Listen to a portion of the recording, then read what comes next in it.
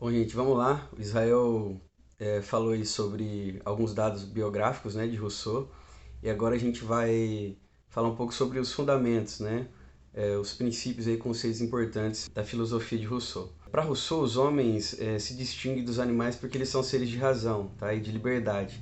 Diferente dos animais, que são apenas seres que ele chama de instinto, né? O resumo disso é que os animais do mundo da natureza agem por instinto, enquanto os seres humanos agem pela razão, né, no mundo das liberdades e no mundo da cultura.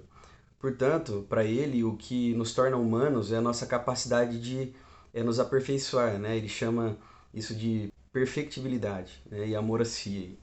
Essa busca da perfeição que é inerente do ser humano, juntamente com a propriedade privada, são as duas origens aí da desigualdade entre os homens, é o que ele vai defender. Três grandes momentos aí da teoria contratualista. Tá? O contratualismo é um modelo teórico criado para explicar o surgimento da sociedade. Essa é basicamente a principal contribuição e o que vai balizar aí o desenvolvimento do pensamento de Rousseau, né?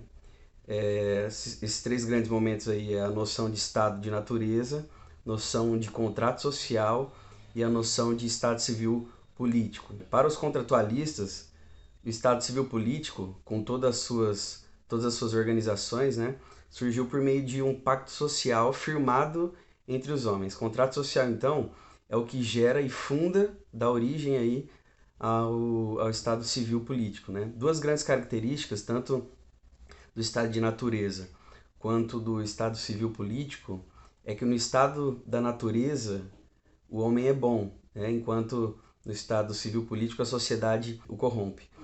No estado de natureza existe apenas vontades particulares, enquanto no estado civil político há a vontade geral. Então existem aspectos positivos e negativos nos dois estados. Né? Na sua obra aí, O Contrato Social, Rousseau, ele vai falar que após muitos anos no estado de natureza, outros sentimentos começam a aparecer no homem, né? O desenvolvimento do amor próprio, o homem passa a querer ser reparado, ele começa a perceber a questão da estima pública, surge a vaidade, o desprezo, o orgulho, a vergonha, a inveja, enfim, vários sentimentos aí que ele descreve como algo negativo, tá? Isso acaba levando embora, então, a felicidade presente no estado natural. E o homem passa a viver agora um estado onde a bondade começa a se desfazer, né? Se deteriora. E ele fica marcado aí pela corrupção no estado de guerra permanente, inveja, concorrência, enfim, né? Coisas que são bem características aí na disputa, né? No meio social. Rousseau defendeu três estágios no estado de natureza. Né? O primeiro é o estágio dos homens amorais, que é o estágio do homem pré-civilizado, onde ele pensa apenas com o corpo, né? E não tem o pensamento crítico, né? Seria aí o estágio onde o homem é comparado com os próprios animais. Aqui é importante destacar que ele não tem tendência, não há uma tendência do homem à sociedade, né? Ele não é hostil à sociedade, mas também ele não é inclinado para ela, tá? O segundo é o estágio da moralidade, que é o estágio do surgimento da compaixão e da empatia, que o Rousseau vai dizer que é inata do ser humano, né? E não está ligada aí à construção social. Antes seria uma consequência da aversão instintiva que o homem tem em relação ao sofrimento. Daí é que surgem as emoções de compaixão, empatia, né? E o terceiro é o estágio da tese que ele defende de que o homem é bom. Sobre o contrato social, Rousseau, ele dizia que o estado de natureza foi abandonado por necessidade e pelos benefícios da cooperação que estão presentes no estado civil político. Com o desenvolvimento da sociedade, com a divisão do trabalho, com a propriedade privada, se faz necessário a criação de instituições legais, né? Só que é no estado civil político onde surgem as competições entre os homens, né? Dado a natureza humana, surge também o apego, né, às instituições. Para Rousseau, quando essas competições começam a surgir, significa que algo deu errado no estado civil político e é preciso voltar, não para o estado de natureza, né, mas ao contrato social, fazer reformas, reformulações e então aí retornar para o estado civil político. Assim, o contrato social é o que manifesta a vontade geral e possibilita o convívio e as relações. Né? Para Rousseau, o contrato social pode ser resumido em três três pontos aí: propriedade, vontade geral e a soberania. A propriedade para Rousseau é a origem da desigualdade e a segregação social. Segundo ele, a propriedade é uma tomada de posse arbitrária, né? Importante destacar que isso aí se distingue da visão de Locke, John Locke, que defendia que a propriedade surgia no meio do trabalho.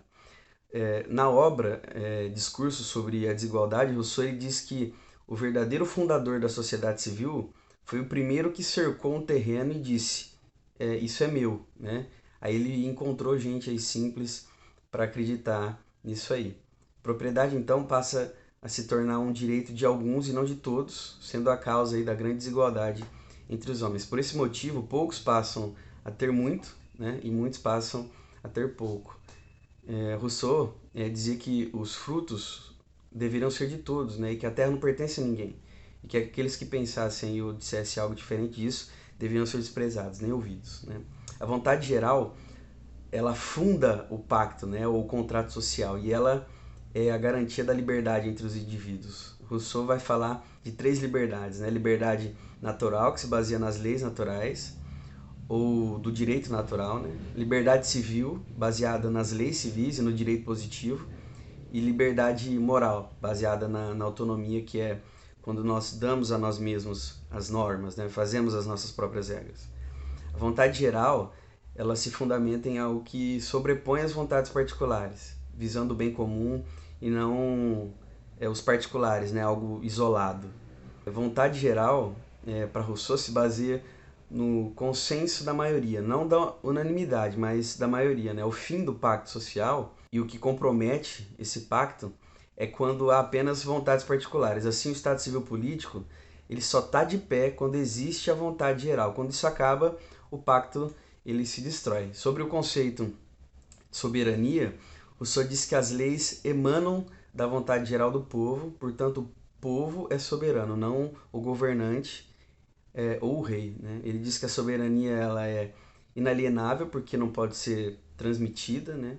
Indivisível porque ou é vontade geral ou ela não existe, e infalível porque é a vontade geral que sempre reflete aí o bem comum e por isso sempre acerta. Essas são algumas características aí, né, e princípios que estabelecidos dentro do pensamento e da filosofia de Rousseau, tá? É isso aí, valeu galera, obrigado.